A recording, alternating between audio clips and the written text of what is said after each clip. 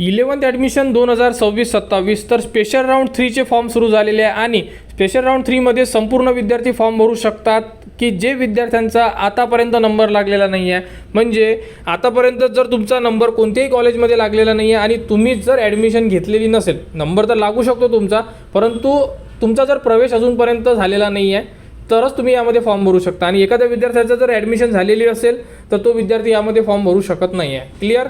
त्यानंतर आता आपल्याला फॉर्म भरायचा आहे, त्यासाठी आपल्याला लॉग इन करून घ्यावं लागेल. आपल्याकडे ID पासवर्ड दोन्ही आहे, जे आतापर्यंत आपण जसे 5 राऊंड भरलेले आहेत सेम टू सेम त्याचप्रमाणे आपल्याला लॉग इन करून आपला जो स्पेशल राऊंड 3चा फॉर्म भरायचा आहे हा फॉर्म भरायचा आहे. मी अजूनही सांगतो, हा राऊंड लास्ट राऊंड आहे, त्यामुळे काळजीपूर्वक फॉर्म भरा, काळजीपूर्वक कॉलेजेस ॲड करा, जेणेकरून तुमचा नंबर या राऊंडमध्ये 100% लागायलाच पाहिजे.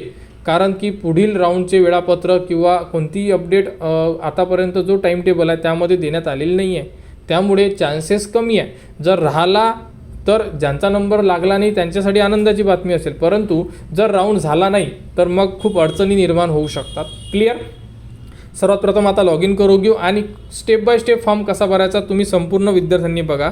सर्वात प्रथम यामध्ये ID आणि पासवर्ड टाका, कॅप्चा टाका आणि सर्वात प्रथम साइन इन करून घ्या. साइन इन झाल्यानंतर बघू शकता पार्ट 1 आपला सेल्फ व्हेरीफाईड आहे, काही एडिट करायची गरज नाही आहे, ओकेमध्ये आहे. ठीक आहे. तुम्हाला जर एडिट वगैरे करायचं असेल तर तुम्ही पार्ट 1मध्ये जाऊन एडिट करू शकता. ठीक आहे. त्यानंतर आता भरायचा आपल्याला कॅप राऊंडचा फॉर्म. ठीक आहे. तर कॅप ऑप्शन फॉर्म हे एक ऑप्शन दिलेलं आहे तुम्हाला.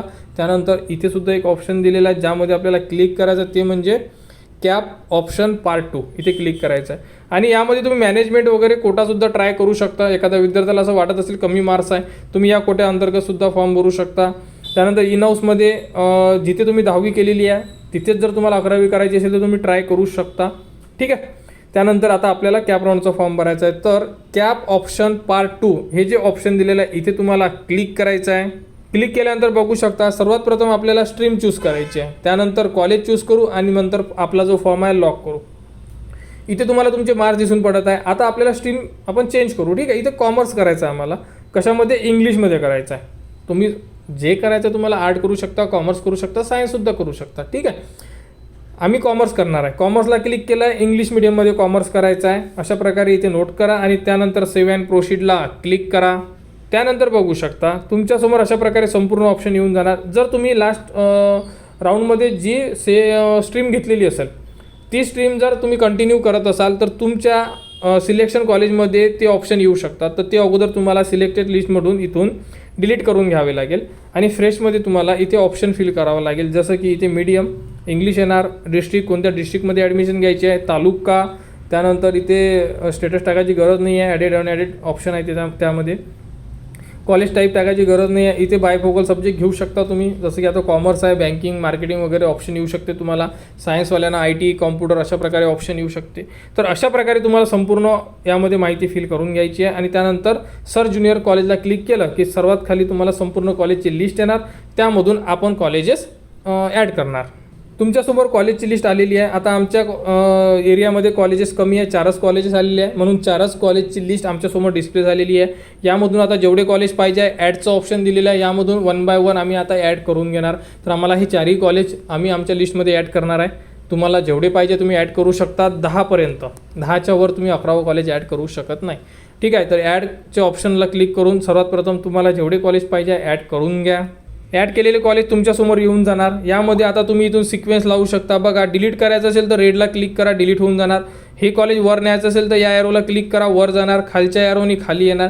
अशा प्रकारे 1 नंबरला कोणते, 2 नंबरला, 3 नंबरला, 4 नंबरला, या प्रकारे तुम्ही 10ही कॉलेजचा सिक्वेन्स लावू शकता 10पर्यंत. क्लिअर. सिक्वेन्स लावून घ्या आणि त्यानंतर सेव्ह चॉईसचं ऑप्शन दिलेलं आहे तुम्हाला. बघा, इथे सेव्ह चॉईसला क्लिक केल्यानंतर बघू शकता प्रिफरन्स सेव्ह सक्सेसफुली झालेला आहे. ठीक आहे. आपला फॉर्म संपलेला नाही आहे अजून, कारण की आपला फॉर्म लॉक नाही आहे. तर बघा 3 नंबरची जी स्टेप आहे ही आपल्याला इथे क्लिक करून जावं लागते, डायरेक्टली इथे येणार नाही आहे. फक्त इथे सेव्ह दाखवणार आहे की तुमचा फॉर्म जो आहे हा सेव्ह झालेला आहे, म्हणजे तुम्ही जे प्रिफरन्स आहे हे दिलेले सेव्ह करून देण्यात आलेले आहे. परंतु आपल्याला इथे लॉकला क्लिक करायचं, तर लॉक अप्लिकेशन फॉर्मला क्लिक करा. त्यानंतर तुम्ही तुमचा संपूर्ण फॉर्म बघू शकता. यामध्ये तुम्ही भरलेले ऑप्शन, तुम्ही टाकलेले कॉलेजेस वगैरे, संपूर्ण तुमची पर्सनल इन्फॉर्मेशन, संपूर्ण माहिती तुम्ही यामध्ये चेक करू शकता. ठीक आहे. त्यानंतर बघा तुम्हाला इथे चेकबॉक्स दिलेला आहे, कारण की बघा तुमचा फॉर्म अजूनही इनकम्प्लीट आहे. क्लिअर. आता तो कंप्लीट कधी होणार आहे, इथे चेकबॉक्सला क्लिक करा आणि लॉग अप्लिकेशन प्रिफरन्स इथे तुम्हाला क्लिक करायचं आहे. क्लिक केल्याबरोबर तुमचा जो फॉर्म आहे हा फायनल सबमिट होणार आणि तुमचा फॉर्म लॉक होऊन जाणार. त्यानंतर तुम्ही क्लिक केल्यानंतर तुम्हाला डॅशबोर्डचं ऑप्शन दिलेलं आहे, इथे क्लिक करायचं आहे. बघू शकता क्लिक केल्यानंतर काय लिहून आलेलं आहे बघा, complete and lock cap option form असं लिहून आलं पाहिजे तुम्हाला. कंप्लीट अँड लॉक तुमचा फॉर्म फायनल सबमिट झालेला आहे, फॉर्म लॉकसुद्धा झालेला आहे. आता तुम्हाला जर मॅनेजमेंट कोटा वगैरे भरायचा असेल तर इथे कोट्या अंतर्गत ऑप्शन दिलेला आहे. सेम टू सेम प्रोसेसनी तुम्ही कॉलेजेस ॲड करून फॉर्म फिल करा. इथे तुम्हाला लॉक कंप्लीट अँड लॉक जर दिसले तर समजून जा की आपला फॉर्म हा सुद्धा सबमिट आहे. तर या प्रोसेसनी तुम्ही स्पेशल राऊंड 3चे फॉर्म भरू शकता. तर लवकरात लवकर आपले फॉर्म भरा आणि 11th ॲडमिशन 2026-27च्या पुढील अपडेटसाठी आपल्या चॅनलच्या कनेक्टमध्ये राहा. चॅनलला सबस्क्राईब करा व हा व्हिडिओ इतरांपर्यंत शेअर करा.